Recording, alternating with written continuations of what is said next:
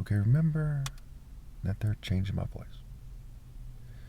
So on a planet where 9 million people starve to death and die of hunger-related issues every year, where in the wealthiest country in the world there's 800,000 people homeless and they could easily house them, where people have started a drastic culture war all over the world, where people are raped and killed and beaten and abused, where the governing class is living a life that's pitiful and miserable, and they want everyone else to live a miserable life and then to look to blood money to define people and things like that.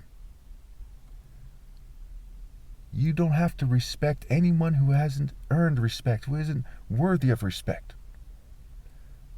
On that planet where they're cheating the most righteous person ever lived, the top martial artist ever possible, and saying respect their philosophy, respect them, respect their religion, when they don't even respect the most righteous person that ever lived and ever will live, with a universal scale, where they don't even respect him and you enough to tell the truth about what is universally true.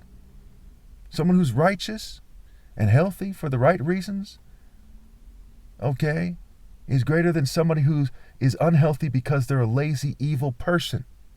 If it's that simple, it's that simple. When they won't even tell the truth about that and say everyone's equal, why should you respect them? They're not respecting your intelligence. They're not respecting you enough to treat you in a way that's just and tell the truth. And they're cheating the most righteous person that ever lived. What can they say after that? When attractive women shun the most righteous person that ever lived, what can they say after that? How much evil must they be doing? In order for you to understand that if they want respect, stop cheating the most righteous person that ever lived out of his right to lead, out of his right to be seen as ideal, because that's the reality of the situation. If you're not going to do that, then shut the fuck up. You're a bitch. You're not getting my respect. Fuck you.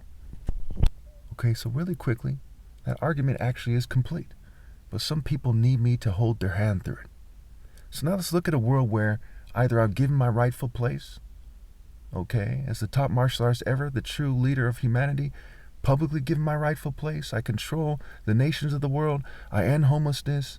I end romantic injustice to the most potent degree possible, we'll say, to keep it simple. Okay, I end all these obvious and preventable problems in the world. On that planet, where either I've been given my rightful place to a large degree or completely, and those things have taken place. If someone happens to be a scatterbrained, Scooby-Doo, Shaggy-Doo type of person who decides they want to be a New Age hippie, and I decide to allow it, and you're like, hey, just respect that person's religion, because they're not harming anyone. They're not shunning the most righteous person, while all these people suffer and all these other things occur. They're not harming anybody. In that situation, yeah, you could give them a little respect. But in the situation we're in now, it's much different than that. We are not in that situation.